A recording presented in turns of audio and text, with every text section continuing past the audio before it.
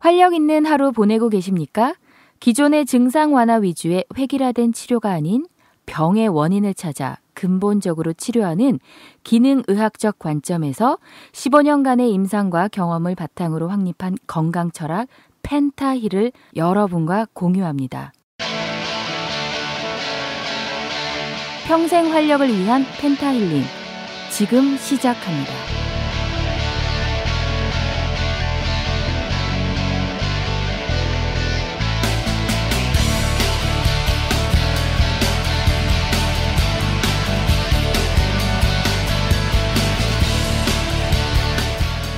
본 방송에 나오는 의학적 견해는 일반적인 상식과 다를 수 있습니다. 책 제목 콜레 클래러티 읽어주기. 안녕하세요. 평생 활력을 주는 남자 이진호입니다. 오늘은 너무 유용하고 좋은 책이 있어서 여러분에게 읽어드리려고 합니다. 진료실에서 저탄고지 하시는 분들과 얘기를 나눠보면 여러 가지 걱정들이 있는데요. 콜레스테롤도 있고, 요산도 있고, 여러 가지 통풍도 있고 많이 있는데 그 중에 콜레스테롤에 대한 걱정과 질문이 굉장히 많습니다. 그래서 그 부분에 대해서 한번 그 책을 같이 읽어보면서 공부를 해보면 아주 유용한 시간이 되지 않을까 하는 생각에서 이번 시간을 준비했습니다. 자, 그럼 한번 같이 읽어볼까요?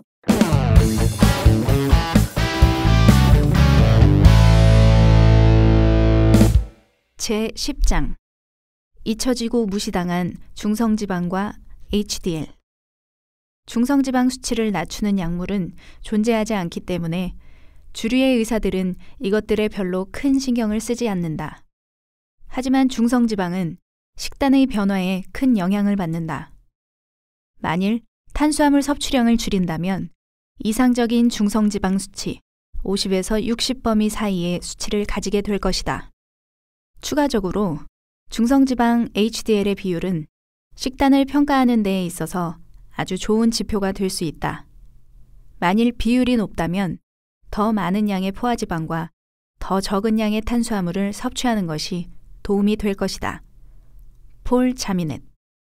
1년 사이에 180파운드를 뺀 후 2005년 초기에 기존 지방질 검사로 콜레스테롤 검사를 받은 적이 있다.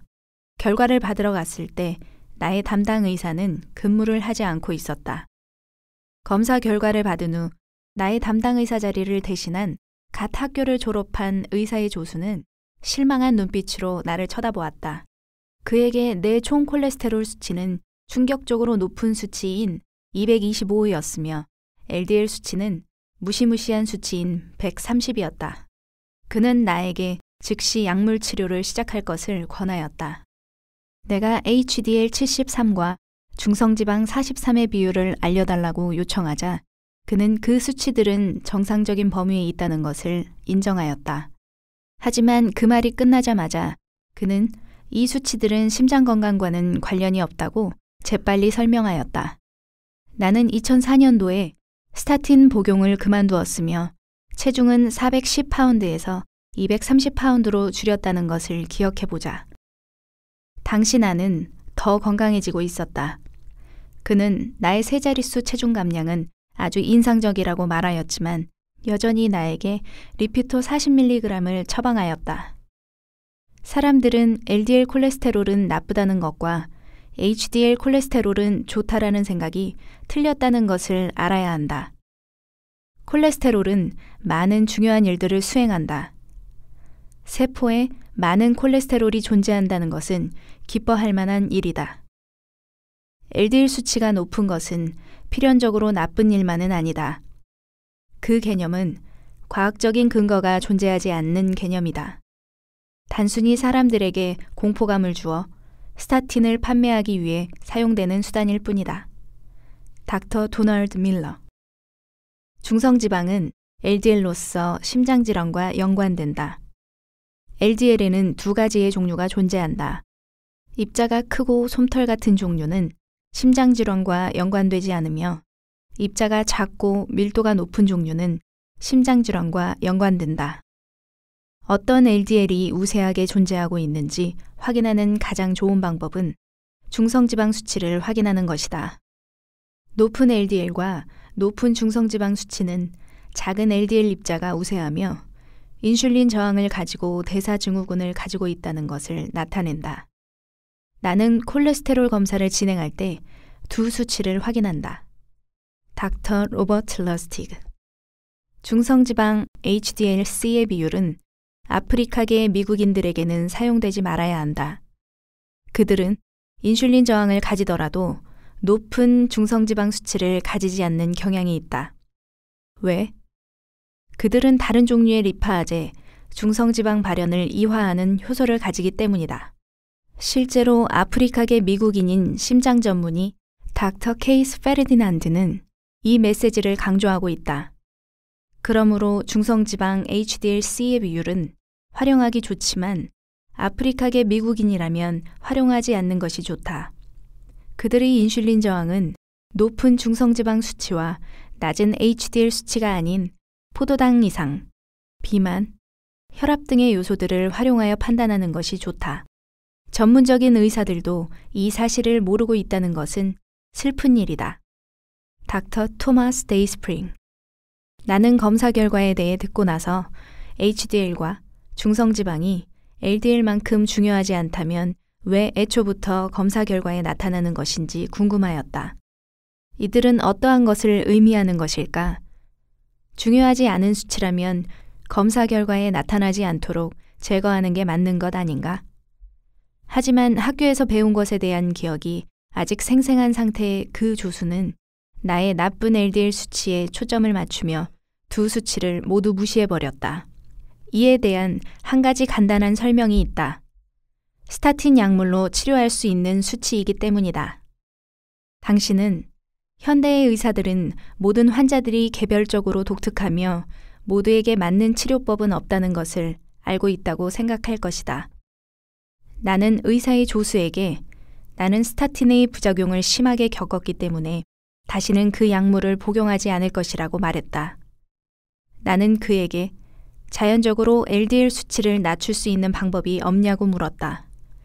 놀랍게도 그는 한 가지 의견을 제시하였다. 그는 약물이 필요 없는 콜레스테롤 낮추기 플랜이라고 적힌 올랜도에 위치한 플로리다 리피드 인스티튜트의 팜플렛을 나에게 주었다. 팜플렛은 저지방 생활습관 변화를 추천하였으며 계란, 치즈, 버터를 붉은 고기, 두부, 구운 닭, 저지방 치즈, 저지방 우유, 마가린으로 대체하라고 권장하였다. 우액이다.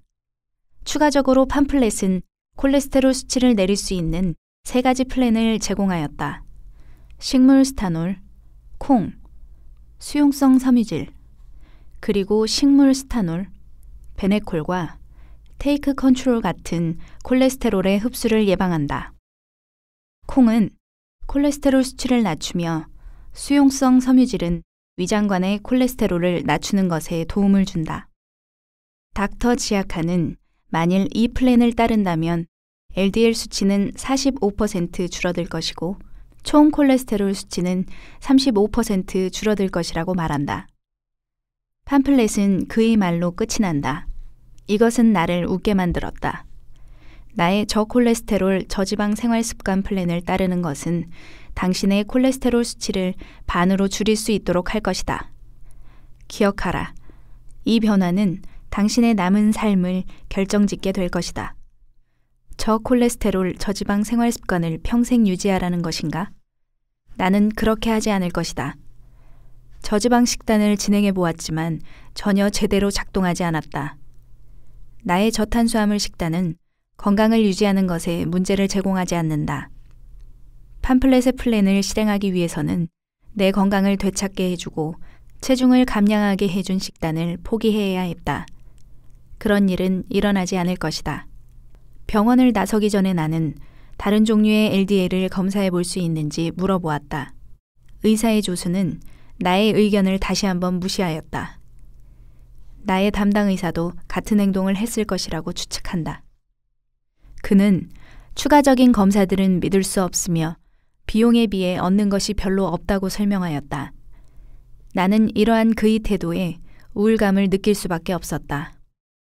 전통적인 지식, 스타틴과 저지방 식단으로 콜레스테롤 수치를 낮추는 것에 도전하는 환자들의 대부분이 같은 느낌을 받았을 것이다. 중성지방과 HDL은 심장질환을 판단하는 것에 아주 훌륭한 생물학적 지표가 된다. 나의 높은 중성지방 수치와 낮은 HDL 수치는 나를 심장질환의 위험에 15번이나 놓이게 했다. 이 생물학적 지표들을 무시하는 것은 현명하지 못하다. 우리는 이 수치들이 우리의 건강에 어떠한 의미를 나타내는지에 대해 배울 필요가 있다. 이것이 내 체중이 증가하는 이유에 대해서 알고 비정상적인 지방질 수치에 대해서 어떠한 노력을 할 수 있는지 배우려는 시도를 시작한 이유이다. 닥터 데이비드 다이아몬드.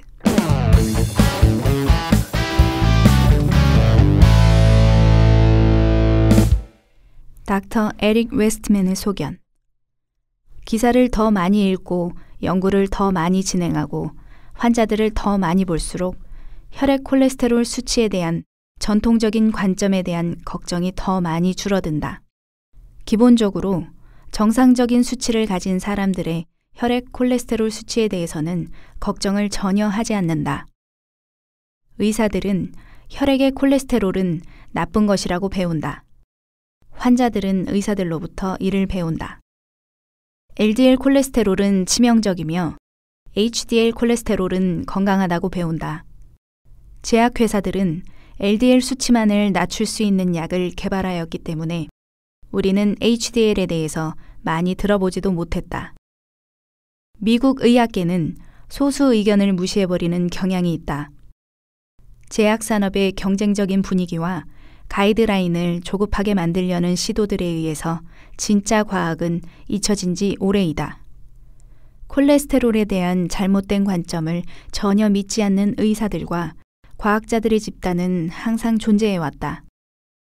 대사증후군을 판단하는 것으로 유명한 닥터 제럴드 레이븐과 저탄수화물, 고지방 식단을 유명하게 만든 닥터 로버트 C. 애킨스와 같은 사람들이다. 그들은 중성지방 수치를 낮추고 HDL 수치를 높이는 것에 초점을 맞추었다. 그들은 당시 이에 대한 정확한 이유는 몰랐지만 이 혈액 요소들을 지적하는 것은 비만과 만성질환에 시달리고 있는 환자들에게 도움이 될 수 있다는 것은 알고 있었다. 현재 우리는 정확한 과학적 증거들에 의해서 HDL과 중성지방은 LDL-C와 총콜레스테롤보다 더 정확한 수치라는 것을 알고 있다. 총콜레스테롤 수치만에 의존하는 것은 나쁜 의학이다. 1960년대의 관점이며 이 시기는 지방학의 선사시대로 여겨진다. 60년대부터 현재까지 많은 과학적 발전이 이루어졌다. 게리 타우부스. LDL과 총콜레스테롤 수치에만 과도하게 집중된 초점으로 인해 중성지방 수치는 꽤 오랜 시간 동안 무시되어 왔다. 높은 중성지방 수치는 입자가 작고 밀도가 높은 지방단백질 입자들을 생산하는 것에 도움을 주며 이 지방단백질들은 동맥경화를 유발하는 염증 산화 과정을 일으킨다. 마크 시슨.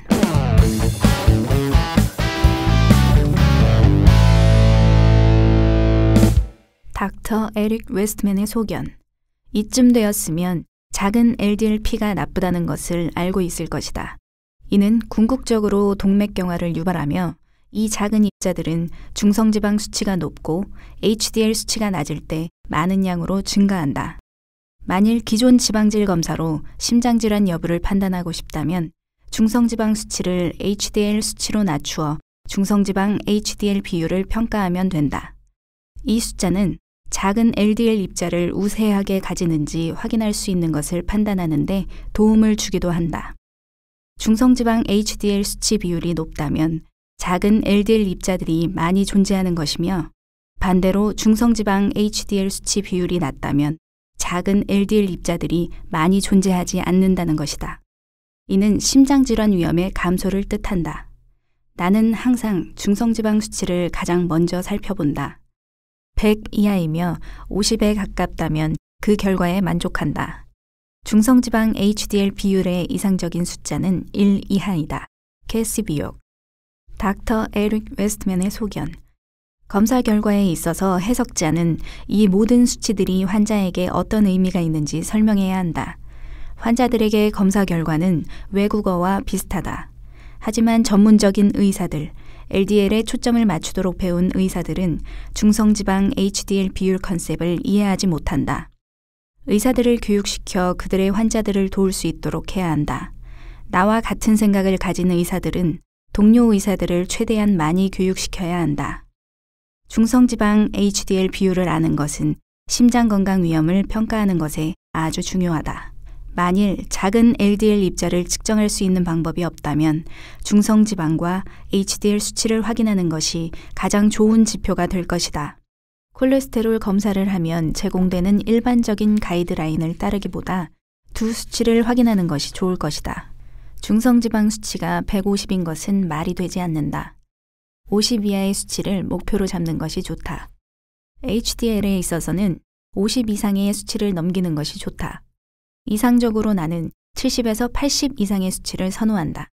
만일 중성지방 수치가 낮으면서 HDL 수치가 높다면 작은 LDL 입자가 존재할 수는 있지만 그 개수가 많지는 않을 것이다. 닥터 윌리엄 데이비스. 콜레스테롤 검사에서 중성지방이나 HDL 수치에 관심을 가져본 적이 있는가? 이 책을 읽기 전에 이들의 존재에 대해서 알고 있었는가? 대부분 사람들의 대답은 아니오이다. 하지만 이 책의 공동저자인 닥터 웨스트맨이 위에서 말했듯이 이 두 가지 수치가 바로 우리가 초점을 맞추어야 할 수치들이다. LDL-C나 총 콜레스테롤 수치만 보는 것은 중성지방 수치가 100 이하이며 HDL 수치가 50 이상인 것을 아는 것보다 심혈관 질환을 더 효과적으로 판단해내지 못한다. 중성지방 HDL 비율은 1:1이 가장 이상적이다. 이 완벽한 균형을 맞추기 위해서 어떠한 일을 해야 하는지 맞춰보겠는가? 탄수화물 섭취량을 줄이고 지방 섭취량을 늘려라. 나쁜 콜레스테롤 건강의 가장 중요한 지표는 중성지방 수치의 증가이며 이것은 신진대사 건강을 결정하는 것에 가장 중요한 생물학적 지표가 된다. 중성지방과 HDL 콜레스테롤 간에는 강력한 역관계가 존재한다. 닥터 도미닉 디에이고스티노. 중성지방은 심장질환과 뇌졸중과 연관된 혈액 속의 지방이지만 아마 당신은 이에 대해서 들어본 적이 없을 것이다. 주류 의학은 그들의 모든 관심을 LDL 콜레스테롤에 쏟아부었다. 닥터 데이비드 다이아몬드. 이 책에 기여한 전문가의 개인적인 경험은 그가 이에 대해 더 깊게 공부하도록 만들었다. 2006년 이전 그의 아주 높은 중성지방 수치는 무시할 수 없었다. 그의 경험을 통해서 이해한 것은 탄수화물이 중성지방 생산의 주된 요소라는 것이다. 높은 중성지방의 가장 큰 원인은 너무 많은 탄수화물을 섭취하는 것이다. 폴 자미넷. 높은 중성지방 수치는 세포에 손상된 에너지 대사를 나타낸다. 중성지방은 당분을 원료로 사용할 수 없기 때문이다. 그러므로 신체는 당분을 얻지 못하는 세포들에게 원료를 제공하기 위해 혈액의 이 지방들을 높은 수치로 유지시킨다. 중성지방이 당분을 조절할 수 없게 된 이유는 충분한 황산염이 없기 때문이다. 황산염은 당분을 저장하기 위해서 필요하다. 그러므로 혈당이 높아지고 중성지방 수치가 높아지는 것이다. 스테파니 세네프.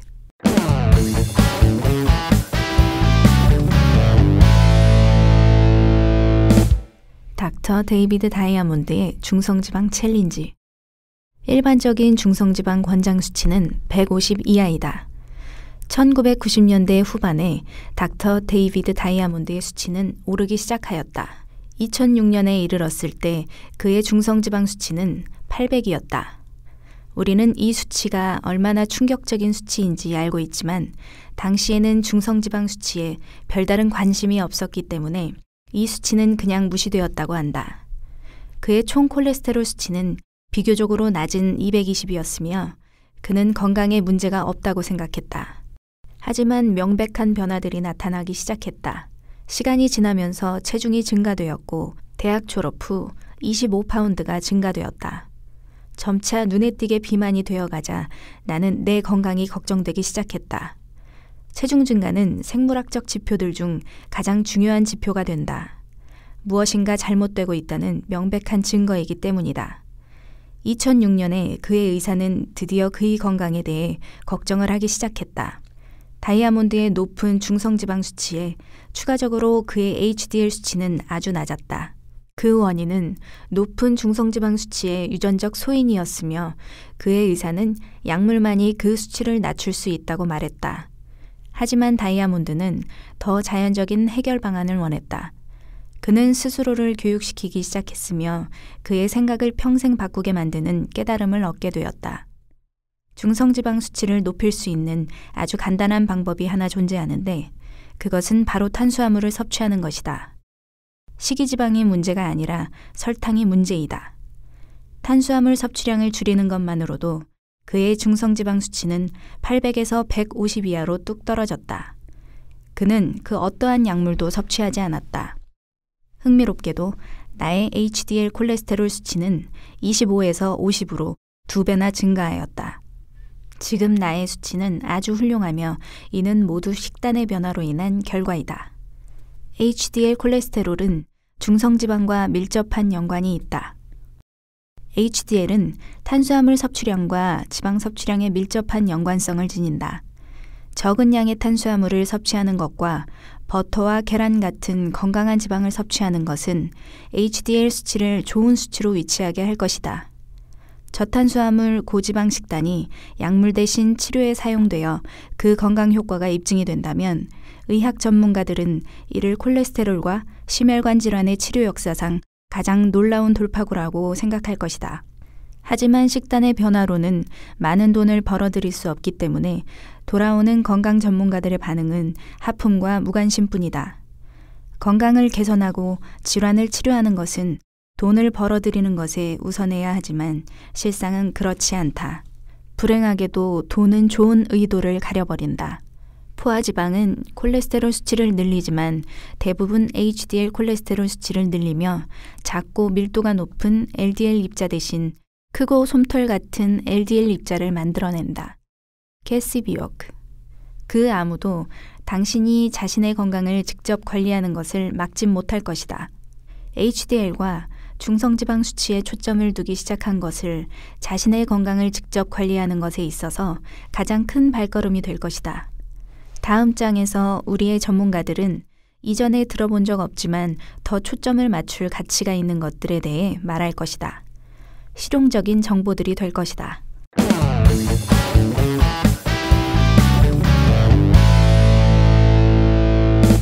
지금까지 저희가 알고 있었던 사실과 다른 내용들이 참 많죠. 자, 그럼 이제 한번 이 장의 핵심 내용을 정리해 보겠습니다. 콜레스테롤 클래리티 핵심 개념. 의사들은 중성지방과 HDL 수치를 무시하는 경향이 있다. 깨달음을 얻은 전문가들은 더 이상 전통적인 콜레스테롤 수치에 대해 걱정을 하지 않는다. 진짜 과학은 전통적인 지식에 대해 의문을 제기해야 하지만 이런 일은 일어나지 않고 있다. 높은 중성지방과 낮은 HDL 콜레스테롤은 나쁜 LDL의 증가로 이어진다. 중성지방, HDL 비율을 측정하는 것은 심장 건강을 평가하는 데에 있어서 중요하다. 탄수화물 섭취는 중성지방 수치를 더 높게 만든다. 탄수화물 섭취량을 줄이는 것은 약물 복용 없이도 중성지방 수치를 하락시킬 것이다. HDL 콜레스테롤 수치를 더 높이기 위해서는 포화지방을 더 많이 섭취하라. 만일 저탄수화물 고지방 식단이 약물이었으면 과학 분야 신문 제1면에 실릴 것이다. 오늘 책 읽어주기는 여기까지입니다. 나머지 내용들은 다음 시간에 이어지겠습니다. 수고 많으셨습니다.